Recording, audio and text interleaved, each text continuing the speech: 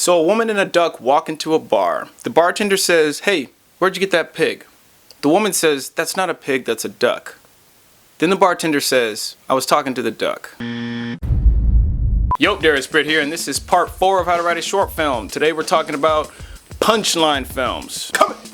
So if you've seen more than 5 short films in your lifetime, then more than likely you've probably seen a punchline film. How do I know this? Because I'm psychic. Punchline films are super common because they lend themselves well to short form storytelling, aka the short film. A punchline film is sort of like a big joke. The entire film builds towards a big payoff at the end. It's a short film that follows joke structure, the same structure that comedians use to tell their jokes. Every joke has both a setup and a punchline. The purpose of the setup is to provide the audience with all the relevant info and backstory needed to set up the premise of the joke. The setup should lead your audience to expect something or generate anticipation for a certain outcome. In layman's terms, your audience should be saying, okay, I see where this is going. The purpose of the punchline is to smack your audience in the face with a surprise. It's the twist, it's the laugh line. So the setup leads your audience into one direction, and then the punchline surprises them, leading them in a completely different direction than what they were expecting. But that new direction still needs to make sense. In layman's terms is when your audience goes,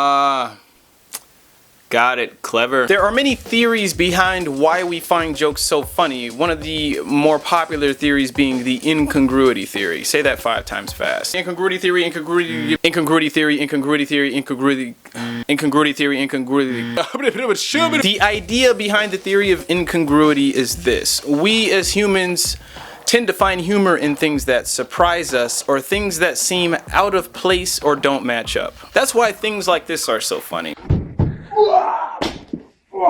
We would expect him to make a nice, lovely splash, but instead he almost breaks his hips. When jokes run against our expectations, that's a form of incongruity. Even things like the Ginosagi from the horribly slow murder by the extremely inefficient weapon. Look it up, it's hilarious. A demon kills you slowly by beating you with a tablespoon until you die. This concept goes against everything we've come to expect about murder, and that's what makes it so funny. Now, to get back to the point, punchline films work by 1, setting up an expectation in your audience, and then 2, surprising that audience with a completely different yet compatible outcome. And again, the outcome must still make sense. So I'll be using the short film. I'll wait for the next one as an example, and if you haven't seen it yet, you should check it out now before I spoil it. I'll also leave a link in the description section. We open up with a woman walking. She doesn't appear to be happy. While descending an escalator, we see her studying a couple as they make out. She's looking kinda hard there. Somebody's lonely. In the subway station, she boards a train when a dude starts speaking to the crowd.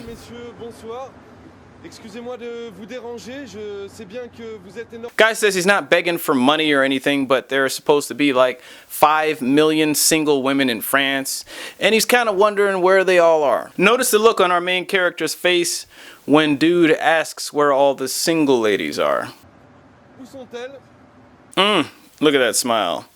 She's interested. He goes on to say he's tired of eating alone, and he tried internet dating, and then he got stood up, and then he starts selling himself. Mentions that he makes good money, 2,600 euros a month, he's a good cook, and he's pretty sporty. A couple people laugh. The love-hungry Frenchman goes on to propose that if any of the single ladies on the train is interested in giving an honest relationship with him a chance, they can discreetly get off on the next stop, and he will join them on that platform. And then this happens. This other dude starts raining on his parade, telling him there's no such thing as love and married life is miserable, even offers the love-hungry Frenchman his wife. Whoa, that's a little out of line. But then the love-hungry Frenchman handles the situation like a straight-up boss. Excusez ce monsieur qui, je pense, ne connaîtra jamais l'amour.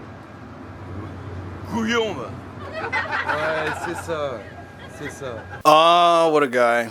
He believes in true love. He's the real deal.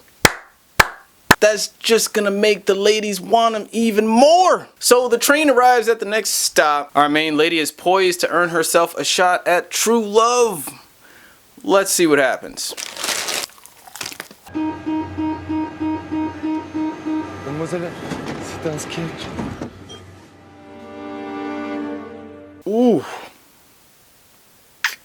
Only a sketch.